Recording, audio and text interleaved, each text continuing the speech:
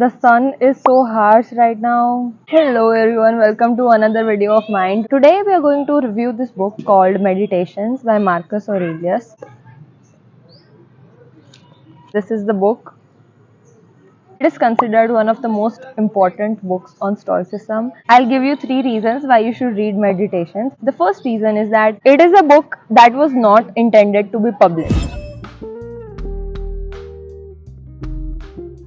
Most of the translations use meditations as the title, but it has also been alternatively titled as to himself, because essentially all these things, all these passages are just Marcus writing to himself. It is him reminding himself of all the principles of life that he wants himself to follow. Right in the introduction, it is written, his book records the innermost thoughts of his heart, set down to ease it with such moral maxims and reflections as may help him to bear the burden of duty and the countless annoyances of a busy life. He also writes, there must be continual self examination. If you may not continually gather yourself together, namely, sometimes do it at least once a day, some readers complain that this book is repetitive.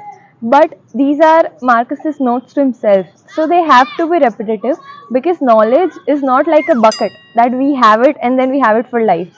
Knowledge is like a sieve, you have to keep pouring in it and then it keeps running out. Most of us, we know everything that we have to do, that we are supposed to do, that we should be doing, but yet we are not doing it. Why? It's not a lack of knowledge that we are all suffering from, it's a lack of action, right? So we need to keep remind ourselves of the things that we should be doing, that our ideal selves should be doing. So that was what Marcus was doing as well. The second point is that this is a book you sit with. Use it like a workbook of Stoicism. Benefit of Stoicism over other philosophies is that it has direct applicability, right? Now there are mainly two versions of this book. This one is the one that I have. It is by George Long, translated by George Long. There's this other translation translated by George Hayes, and this is written in the Old English. So if you find it difficult or if you want to read something that is readable, get the other version. I link both of these in the description. If any single reason speaks to you, then do get this book and make 2024 the best year of your life. Why I say it is a book you sit with is because there are so many gems. There are passages that are beautiful, longer ones, and then there are these one-liners that are just so good. We ought not to act and speak as if we were asleep. Do not waste the remainder of your life in thoughts about others. Return to philosophy frequently. Then it also reminds you about how grateful you should be to even just be alive. How many, together with whom I came into this world, are already gone out of it. It really makes you think. Then I found a lot of things that had direct applicability to the way you can think about social media. That is, do you wish to be praised by a man who curses himself thrice every hour?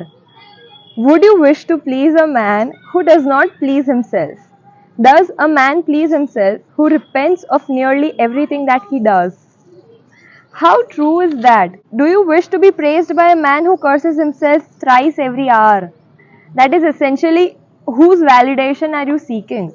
Are you seeking the validation of someone you would change places with? Are you seeking the validation of someone you actually respect? No, we're not. Why do we crave validation from people who do not think good about even themselves? Why would they think good about us? Why would you want them to flatter you? I'm sitting in the middle of ants.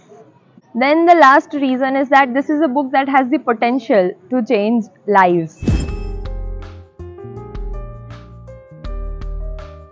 So many lives it has already changed. If you buy it and read it and apply it, most important is the application part, then it will change your life as well. What I took away from this book in 2023 was about acceptance, and based on all the meditations about death, it really gives you a perspective on how to see small things as small and actually see the bigger things as big. It introduces gratefulness in your life. There are so many such nuggets. I'll read some of them to you.